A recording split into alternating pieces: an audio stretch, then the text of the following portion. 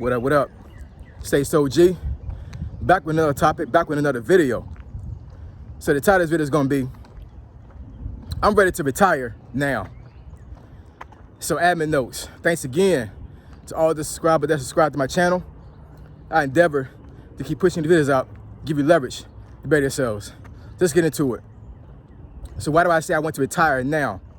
So Saturday morning, day after I left my job for possibly the last time, that particular job anyway, because I got furloughed as of 5 o'clock yesterday.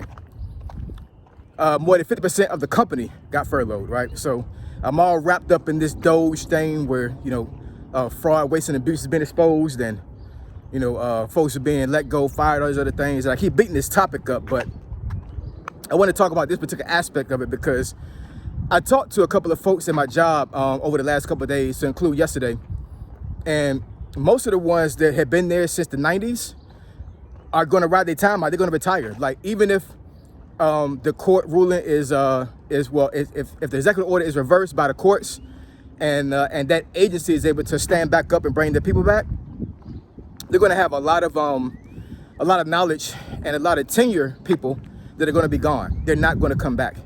The same thing happened with COVID.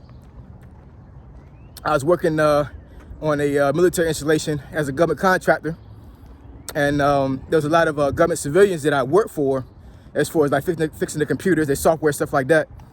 And when COVID hit, right, a lot of them folks was able to go home and work on their stuff from home.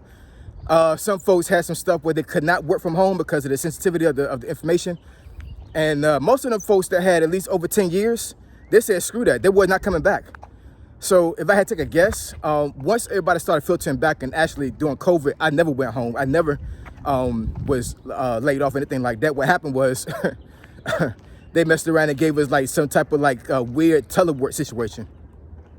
But I kept coming to work, right? Some folks had stayed home literally for months, and me, nah. It was me and a skeleton crew that was in that building every single day. I'm talking about that building was so empty, I could yell and it would be an echo. Like, that's how empty that building was. It was, like I said, it was a skeleton crew, and we took turns doing a little bit of telework here, telework there, but we had to come back to work. But in any case, by the time, I want to say maybe, so the lockdown was in March of 2020. I think everybody started filtering back maybe July timeframe. And I know June of that year was when stuff started to open back up. And yeah, I think it was like July timeframe, maybe August, when folks started coming back. And if I had to take a guess, more than 50% of the folks that were government civilians did not come back. They just retired. Like, they just said, you know what, I could have worked a couple more years, but I'm good. My 401k is good. I got some savings. I'm not coming back, right? That's a little bit different because COVID was still a real thing, and folks were real scared to be around people. So most of them folks were older, obviously, and they did not want to come back because they ran the risk of getting COVID. They didn't want to do that. This situation is like, these folks are being furloughed and they're not getting paid, and it's like, there's no guarantee that they're going to stand this agency back up. So it's like, why even deal with the stress? I'm just going to retire. So my surmise is by the time things are settled, and if like I said, the executive order is reversed and folks are able to open these agencies back up, a lot of knowledge is going to leave. And I think that's strategic. I really do. But the thing is when it comes to myself, at this point, honestly, I wish I was along with them, right? As far as like me being, well, I guess I don't want to be that particular old right now because I got young kids. But, maybe if it happened years from now, like if it happened again, hopefully it doesn't. But, in any case, the pressure that is put on men to be successful and to take care of their families, all those other things. And I'm not saying that, that I'm scared or like, I don't like dealing with that situation, because I love being in a situation to where I'm pressured to take care of my family. You know what I'm saying? That's what men do. We do this. But if I had a chance to retire right now and not worry about a job, I'm telling you, I would jump on it right here and right now. See, a job don't define me. It doesn't. And I think a lot of folks, their jobs define them. I know a lot of folks in the Army that did not want to leave the Army even when they got to 30 years, because the Army defined them. That's who they were, right? So they were terrified to leave because they felt like if they took their uniform off, that their who they were as a person would just diminish, and there would be nothing. You know, so a lot of folks are scared to be nothing. They're scared to be in a situation to where they're not valid and they're not worth anything, and they put their worth, they put their worthiness on a job. They put their worthiness on a career.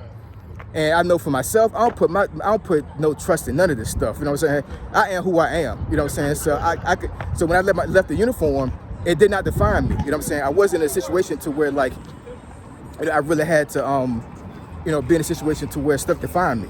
It wasn't like that at all. I was in a situation where when I left, it was a very good transition, and for the most part, I don't miss it. I miss the camaraderie.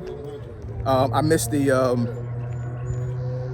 just going to work and actually taking care of soldiers, being around soldiers. I do miss that aspect. But getting deployed, going to the field, being in austere environments, getting shot at, getting blown up, you know what I'm saying? Like, I don't miss none of that stuff.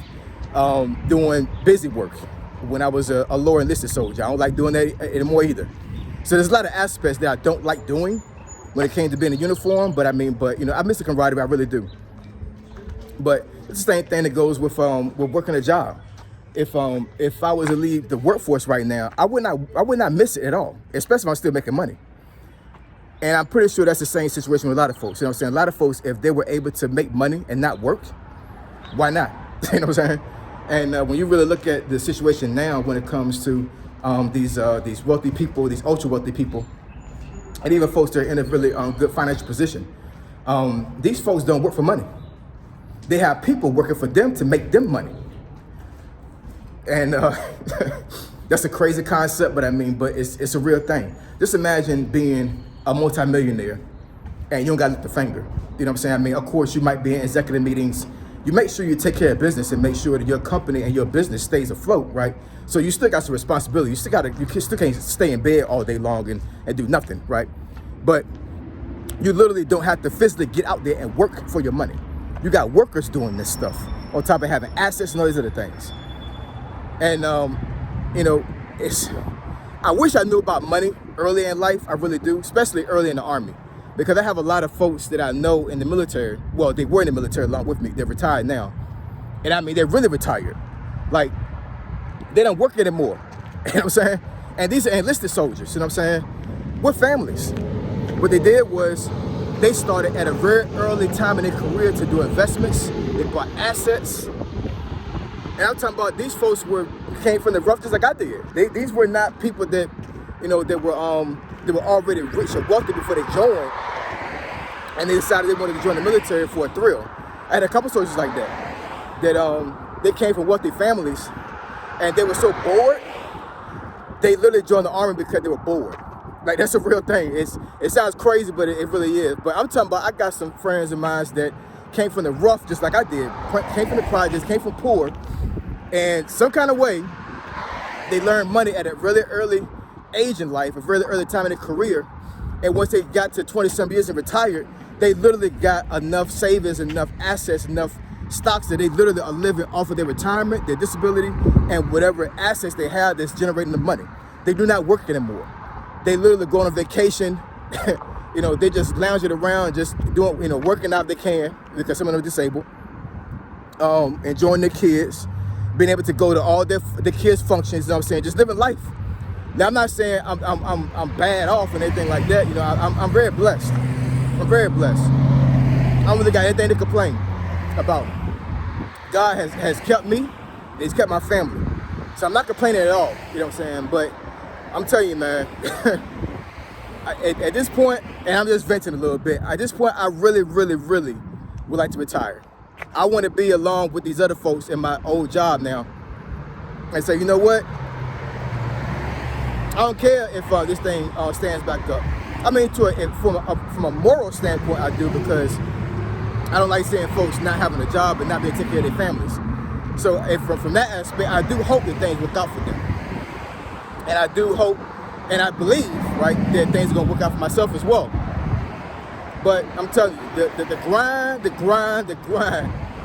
of men when it comes to taking care of themselves, taking care of their families, providing, providing value to the world. It's rough, man. We always take care of people, but who's here to take care of us, right? Who's here for us to put our backs on and, stand in the fold with each other, you know what I'm saying? Like, build each other up.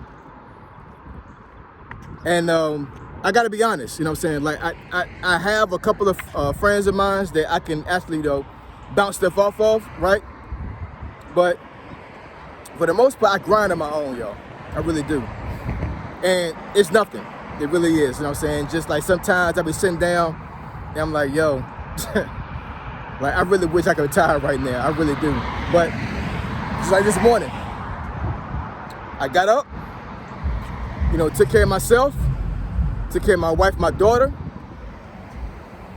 My 2 boys are self-sustaining, so you know what I'm saying? They do what they do. And I came out here, worked out, stopped working out, finished, did about 4 miles, and now I'm on YouTube. Now I'm gonna go home, take care of some chores at the house, maybe get some lunch later on. I grind, y'all. You know what I'm saying? I grind. I don't sleep. I don't stay down for a long period of time at all. I grind. But retirement sounds very good right now. It really does, man.